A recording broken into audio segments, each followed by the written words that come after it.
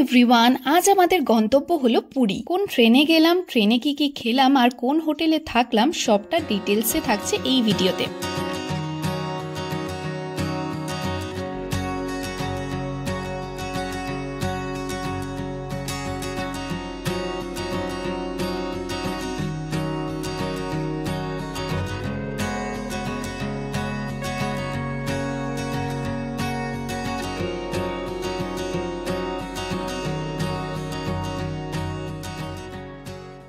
আমি রিয়া, আর এই মুহূর্তে সমুদ্র আর জগন্নাথ দেব আমাদের একসাথে ডেকেছে, তাই আমাদের গন্তব্য হলো পুরী। আমাদের ট্রেন রাত 8টায়, শিয়ালদা পুরী দুরন্ত এক্সপ্রেস। যথারীতি ঠিক সঠিক সময় রাত 8টায় আমাদের ট্রেন ছেড়ে দিল। আর এর আগে ট্রেনে উঠতেই একটা করে জলের বোতল দিয়েছিল। ট্রেনের মধ্যে বসে নিজেদের মধ্যে গল্প আর টুকটাক খাওয়া দাওয়া করতে করতেই দেখি রাতে ডিনার দিয়ে গেল। এইবার বলি ডিনারে কি কি দেওয়া হয়েছিল।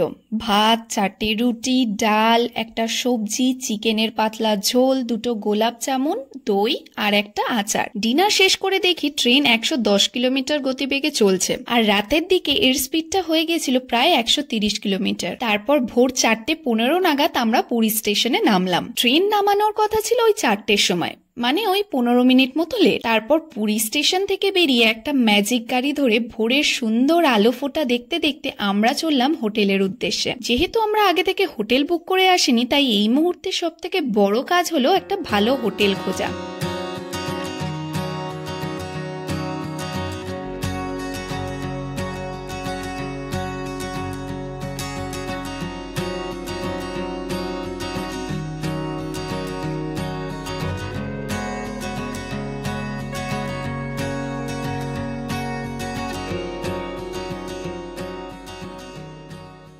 যতগুলো হোটেল আমরা দেখেছি তার মধ্যে সব থেকে বেস্ট হোটেল হলো যেটা আমি তোমাদের সাথে এখন শেয়ার করছি। এটার নাম ছিল হোটেল ল্যান্ডমার্ক। এর আগে আমরা আরো 3-4টে হোটেল দেখেছিলাম, কেননা একটা হোটেলে থাকার জন্য যে যে ক্রাইটেরিয়া গুলো আমরা ফলো করি সেগুলো আগের হোটেলে ফুলফিল হচ্ছিল না। যেমন সব থেকে বড় হলো বাজেট ফ্রেন্ডলি হোটেল, তারপর রুমটা স্পেসিয়াস কিনা, তারপর আবার সমুদ্র থেকে বেশি ভিতরে হলে ভালো লাগে না, আরো অনেক কিছু। সেগুলো সবটাই আমরা এই হোটেল থেকে পেয়ে গিয়েছিলাম। আচ্ছা বলে রাখি, এখানে কিন্তু লিফটের সুবিধাও আছে। আমরা 2টো 4 বেডের রুম নিয়েছিলাম, তবে আমি তোমাদের সাথে 2 বেডরুমটাও শেয়ার করব। চলো আগে 4 বেডরুমটা তোমাদের দেখাই। প্রথমে দরজা দিয়ে ঢুকতেই ডান পাশে একটা বড় আয়না আর একটা জামা কাপড় রাখার জন্য কভার, আর তার সাথেই রয়েছে একটা ছোট টেবিল আর শুরে। আর লেফট সাইডে রয়েছে ওয়াশরুম, আর যেটা ভীষণই পরিষ্কার, আর ওয়াশরুমটাও ছিল বেশ বড়। আর এই ওয়াশরুমের মধ্যেই ছিল একটা বালতি, mug, shower gel, shampoo, hand wash. যেহেতু আমরা একটা রুমে 4 জন করে থাকবো, তাই আমরা চেয়েছিলাম যাতে রুমটা একটু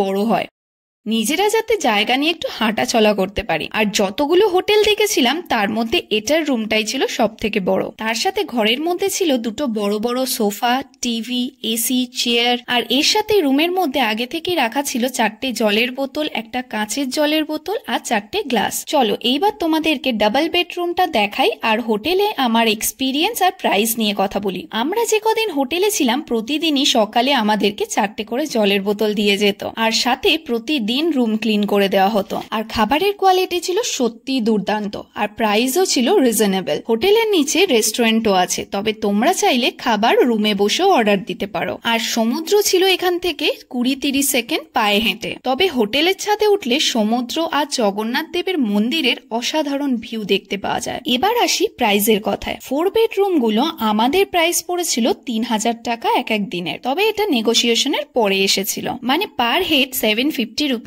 এক এক দিনের। তোমাদের সুবিধার জন্য আমি কার্ডটার ফটো অ্যাড করে দিলাম, কন্ট্যাক্ট করে নিতে পারো। চলো আজ তবে ভিডিওটা এখানেই শেষ করছি। ভালো লাগলে একটা লাইক করে দিও, সাবস্ক্রাইব করে দিও নেক্সট ভিডিওর জন্য। বাই।